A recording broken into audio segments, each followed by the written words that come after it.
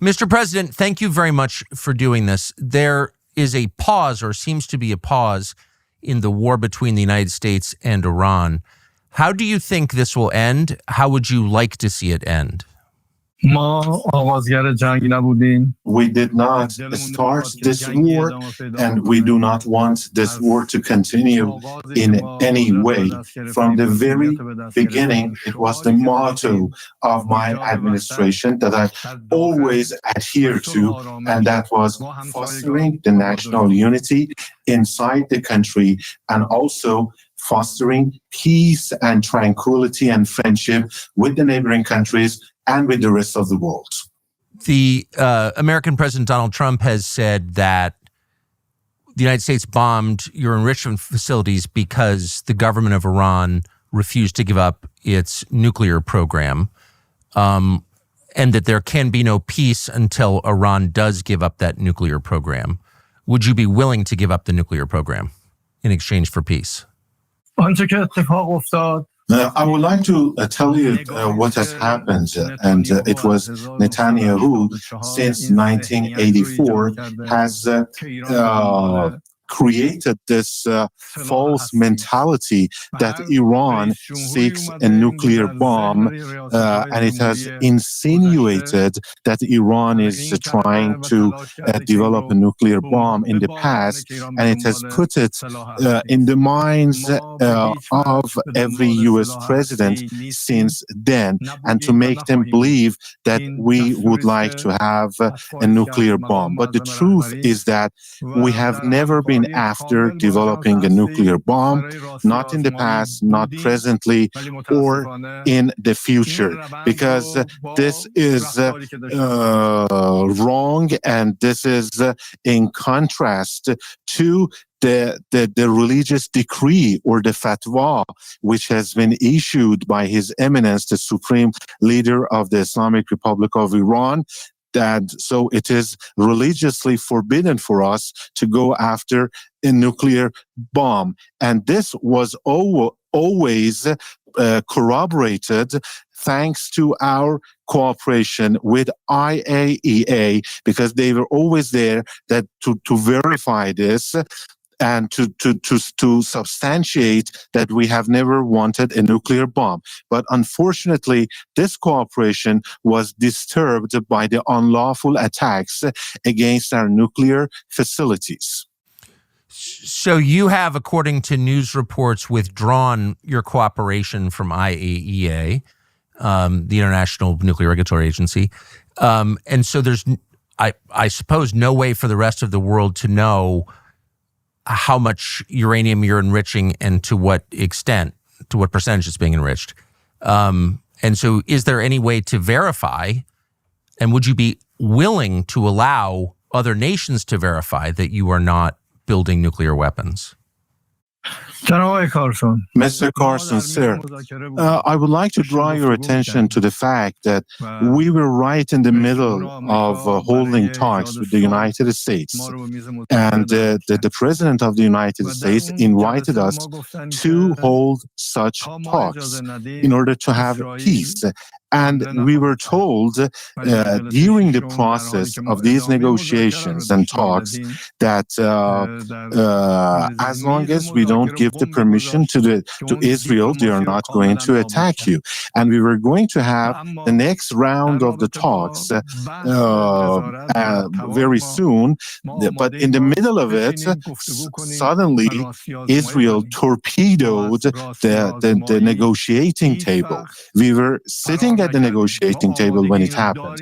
And by doing this, they totally ruined and destroyed diplomacy. And in order to answer your question with regards to the surveillance or the supervision over our nuclear program, I would like to say that we are ready to hold talks over it. We have never been the party that has run away from verification. We stand ready be to have these supervisions. But unfortunately, as a result of the United States unlawful attacks against our nuclear centers and installations, many of the pieces of equipment and the facilities there have been severely damaged. Therefore, we don't have any access to them. We cannot see, and unless this access is going to be back there again, we have to wait for it and to see what happens and how much they have been damaged so that we can go for the supervision.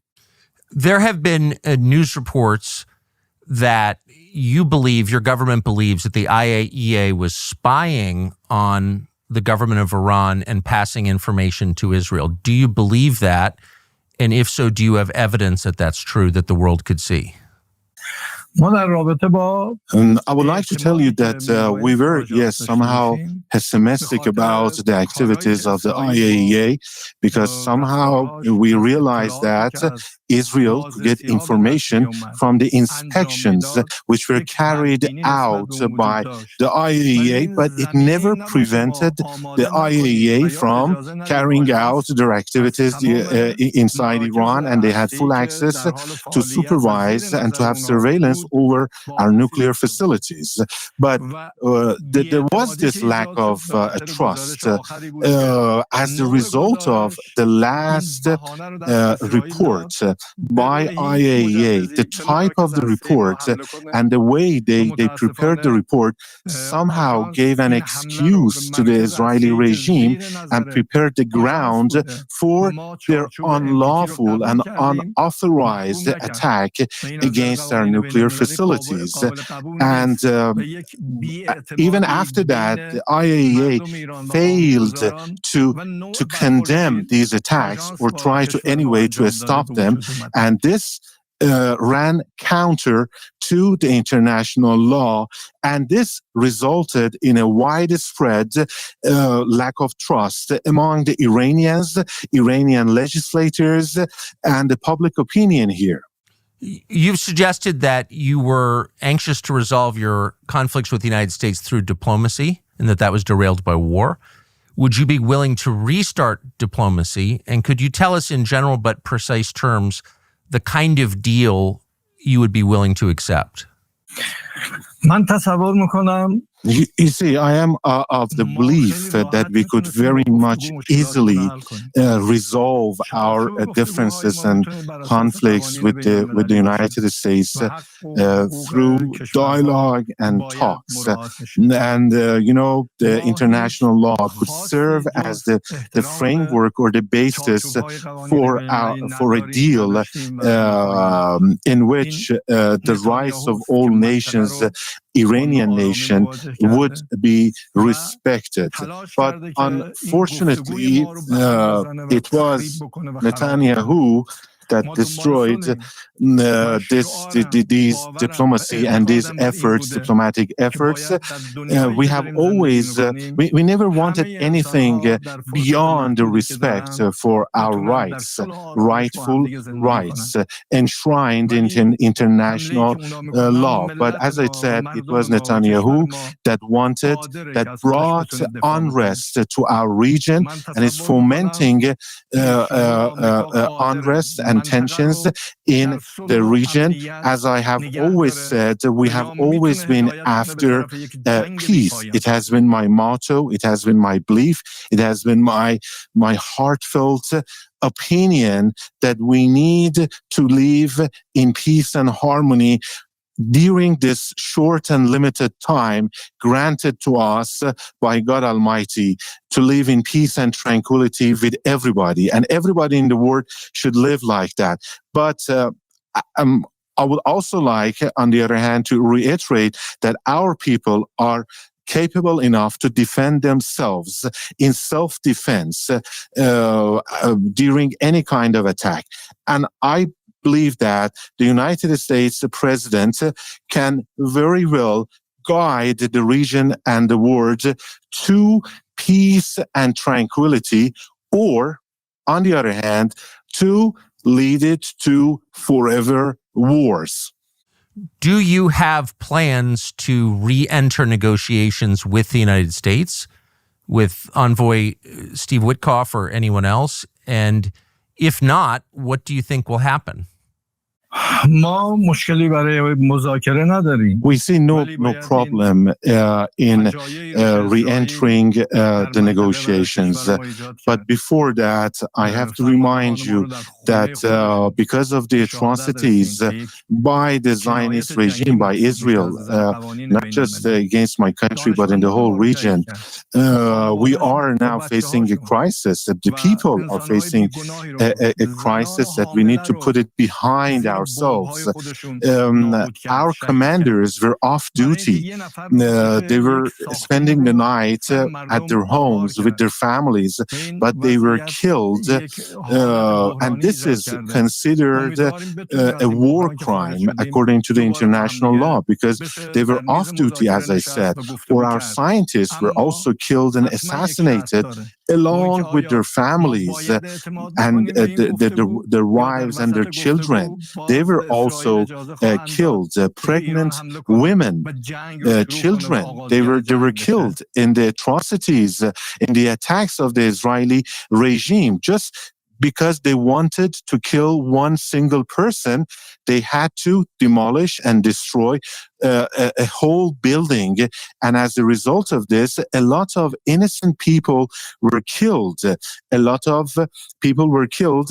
And as I said, there is this crisis that we have to put it behind ourselves. And there is a condition, there is a provision for the restarting the talks. How are we going to trust the United States again? We re-enter the negotiations. Then how can we know for sure that in the middle of the talks, the Israeli regime will not be given the permission again to attack us? Do you believe the Israeli government tried to assassinate you? They did try, yes. And they acted accordingly, but they failed.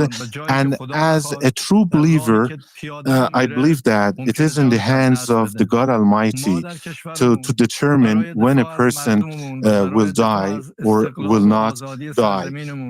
If he wills, the God Almighty wills, then you can die when you are walking freely in the streets. And but I would like to tell you that I am not afraid of sacrificing myself for in defense of my country and in safeguarding and defending the sovereignty, the freedom and the independence of my country. I'm willing to give my life, to give blood for that. And nobody here, I mean, none of the government officials is afraid of losing their lives in line of defense.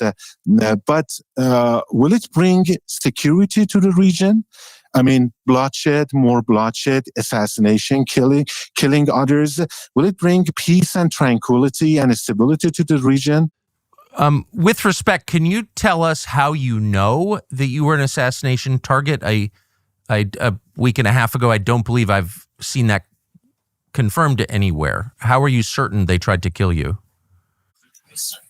این آمریکا نبود، اسرائیل بود که این Of course, it was not the U.S. that was behind my the attempt on my life. It was Israel. I was in a meeting. We were discussing the ways to move forward. But thanks to the intelligence by the spies that they had, they tried to bombard the area that we were holding that meeting, in which we were holding that meeting. But as I told you before, it is God who wills when a person will die and give up his life. And once again, I would like to emphasize that we are not afraid of martyrdom. We are not afraid of sacrificing our lives for our people, for our independence. And I would like to tell you that this imposed war war by the Israeli regime resulted in one thing, and that was more solidarity and unity amongst the Iranian people. And it proved yet once again that the Iranian people, no matter where they are in the whole wide world, they do care about their country, about the sovereignty and the territorial integrity of their motherland. And as I said, this brought about more solidarity, and it united us further.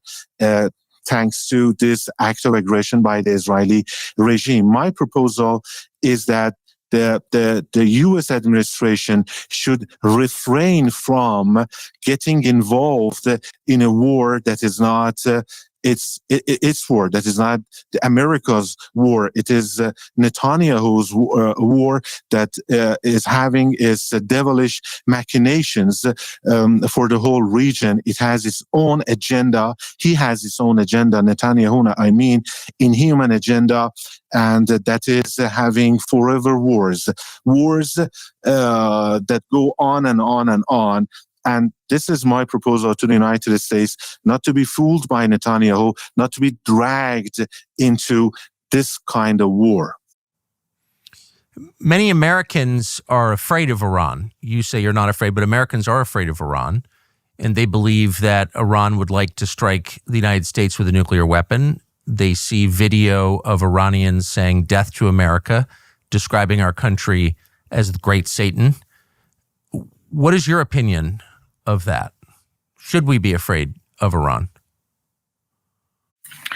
من تصور میکنم این I believe that this is a very wrong impression that anybody might have of Iran or the Iranians. I would like to remind you that Iran has never invaded another country in the last 200 years. When they say death to the United States, it doesn't mean death to, they don't mean death to the people of the United States or even to the officials of the United States. They mean death to crimes, death to killing and carnage, death to supporting killing others, death to insecurity and instability. This is. Have you ever heard that an Iranian killing an American? Have you ever heard that? Or a terrorist that was Iranian and he carried out a terrorist attack against the Americans? No, it was your president who confessed that the Americans created the ISIS in our region, and they were responsible for this wrong image that is portrayed of religion or the Muslims in the world. And once again, I would like to tell you and remind you that this is not death to the American people or to the officials, death to crimes and atrocities, to bullying, to the use of force, and anybody who would like to become an accomplice in the crimes perpetrated by others. 2 Iranian ayatollahs have issued fatwas against Donald Trump. What does that mean exactly, and what do you think of it? To the best of my knowledge, they have not issued decrees or fatwas against any individual or against Donald Trump. And first off, it has nothing to do with the Iranian government or to His Eminence, the Supreme Leader of Iran. Or what they actually meant by the fatwa was in condemnation of an insult to a religion or religious personalities, and they were actually saying that this is deplorable, this is unacceptable. So it was not directed towards the U.S. president or any other individual, and there might be people with their own ideas and opinions, but I can assure you that the meaning of this fatwa should not be construed or considered as a threat against any individual. Has Iran ever backed an assassination attempt against Donald Trump? به هیچ وجه. This is actually what Netanyahu is trying to insinuate and to make your people or the president of your country to believe.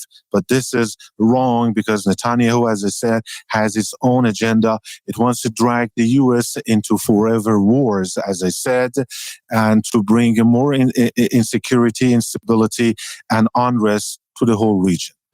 There are some large number of Iranian nationals living in the United States. Some have said they are, quote, sleeper cells. They are terrorists who are acting at the command of your government. Would you right now make a statement to Iranian citizens living in the United States not to commit acts of violence in the United States? You see, these things you're telling me, this is the first time I'm hearing them from you or from anybody. The Iranians are known for their knowledge, for their science, for their courtesy, for being civilized.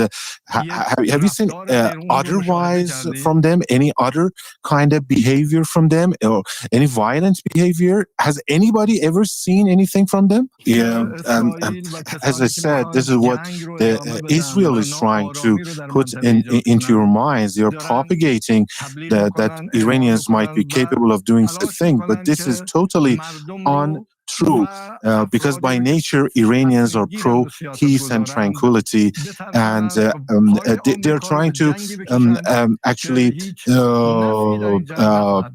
make to somehow impact the minds of the decision makers and the people of the United States, and to scare them into getting involved in a war in my region that is not going to ensure any kind of interest for the United States. It is not to be in the interest of the United States to be involved in any kind of war in my region. It wasn't that long ago, it was during the revolutionary period in Iran, that Iran had relations with Israel and commercial relations with Israel and reputedly bought weapons from Israel. What happened? How did that change? Who changed it and why, that relationship? Israel itself is to blame because just look at what they have been doing in the last couple of years in Palestine, in Gaza. What Netanyahu has been doing, killing women and children, bombing schools and hospitals and civilian and residential areas. This is nothing short of a full-scale genocide there. They have blocked the entry of food and medicine, any kind of humanitarian relief to Gaza. So this has adversely impacted the way my country and the whole region looks at Israel. And this, their own behavior and their own actions are to blame, because this is unacceptable what they have been doing in my region. And as far as I know, we have never received any kind of weapon from Israel. And I would like to tell you, even at that time, we did not want to have weapons. We did not want to have wars. We did not want to fight the Iraqis. It was the war that was imposed on us. And just like the way that this war was imposed on us by the Israeli regime, we did not attack Israel. They attacked us.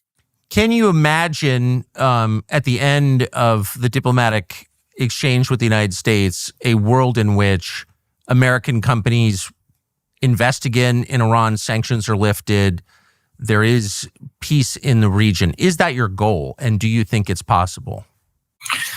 From the very beginning of my administration, I first tried to have the domestic solidarity and unity, further unity amongst the Iranian people. Then we tried to have better relations with our neighbors, neighboring countries of Iran. And then I had this talk with His Eminence, the Supreme Leader of Iran, and during which His Eminence emphasized that there is no limitation and there is nothing preventing the U.S. investors to come to Iran and to make investments in Iran, even presently. There has never been any limitation, anything barring them from coming into Iran, and this is the belief of the Supreme Leader of Iran. But once again, I would like to tell you that it is Israel that does not want such things to happen in the region. Israel does not want to see peace and tranquility in the region. But I would like to once again repeat that the United States President, Mr. Trump, he's capable enough to guide the region towards the peace and a brighter future and put Israel in its place, or get into a pit, an endless pit or a swamp. And that is a war that Netanyahu wants the United States or the U.S. president to be dragged into. So it is up to the United States president to choose which path that I told you about. And as I told you, there is nothing preventing the commercial or industrial or economic activities by the U.S. Business people and investors. And of course, if there was a limitation, it was caused by the U.S. sanctions, not by us.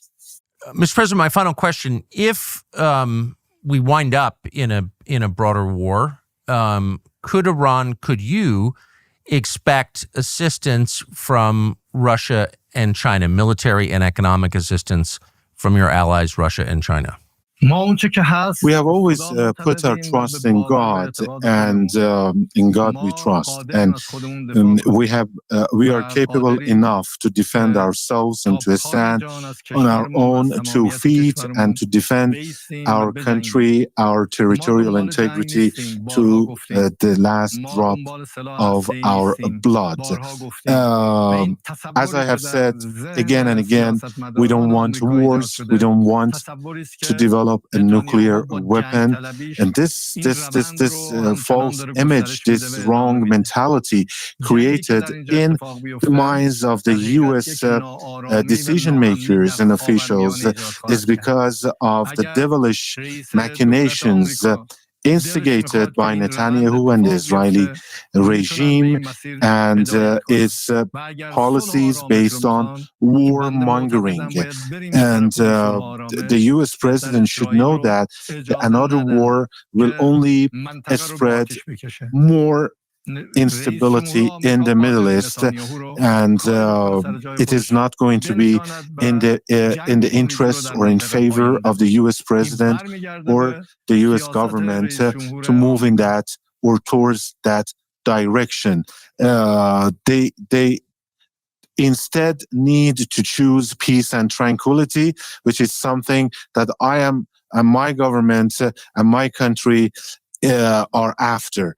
And I also, as I said, I believe that the U.S. president is powerful enough to put Israel, to Netanyahu in their place, to contain them and replace warmongering, bloodshed, and conflicts with peace and tranquility. Mr. President, thank you for taking the time to explain your perspective.